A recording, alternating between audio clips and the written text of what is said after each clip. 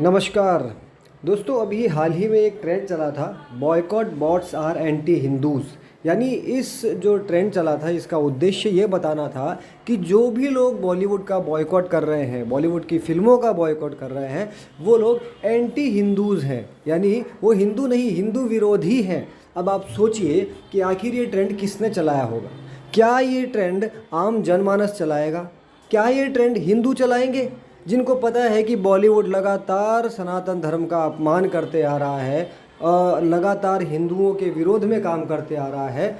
ऐसे बॉलीवुड का बहिष्कार हमें करना ही पड़ेगा और करेंगे जब तक ये लोग इस प्रकार की गलत गतिविधियां नहीं छोड़ते हैं, जब तक। और उसके बाद भी देख लीजिए, बॉयकॉट के बाद भी ऐसी ऐसी फिल्में आ रही हैं जिनमें सनातन धर्म का अपमान किया जाता है।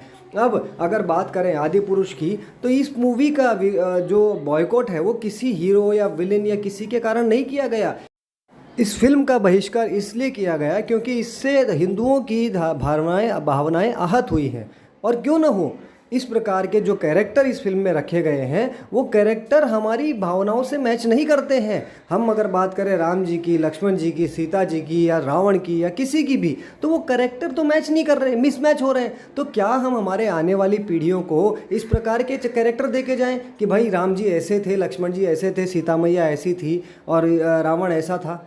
नहीं, ऐसा नहीं हो सकता। रामायण एक प्रकार से हमारा संविधान है और हम हमारे संविधान के साथ छेड़खानी बर्दाश्त नहीं कर सकते। यदि आपने हमारे किसी आध्यात्मिक पुस्तक पर कोई फिल्म बनाने का निर्णय लिया है तो उसके इतिहास से, उसकी जो बेसिक चीज़ें हैं उससे छेड़खानी मत कीजिए।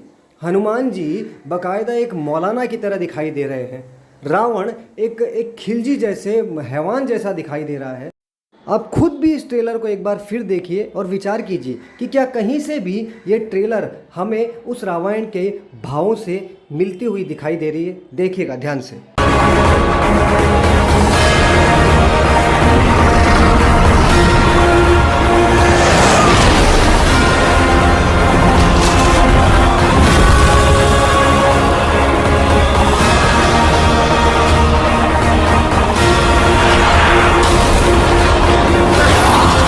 हमको जो जो चीजें बोल रही हैं, हम उसकी नोट ले रहे हैं, हम उस पर लिख रहे हैं। और एक ही आपको आश्वासन देता हूं, जब जनवरी 12, 2023 को जब ये फिल्म अपने बड़े पर्दे पे आएगी, विश्व भर में सब जगह ये रिलीज होगी, हम किसी को निराश नहीं करेंगे। निराश नहीं करेंगे तो आखिर क्या क्या ठीक करेंगे? क्या पूरी मूवी वापस से बनाएंगे 3 महीनों में?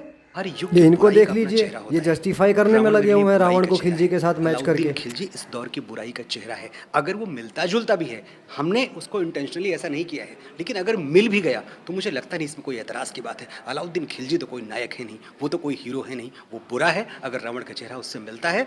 और अगर आप रावण से इसलिए ज्यादा नफरत करते हैं क्योंकि वो खिलजी जैसा दिखता है, तो अच्छी बात है, कोई बुराई नहीं इसमें।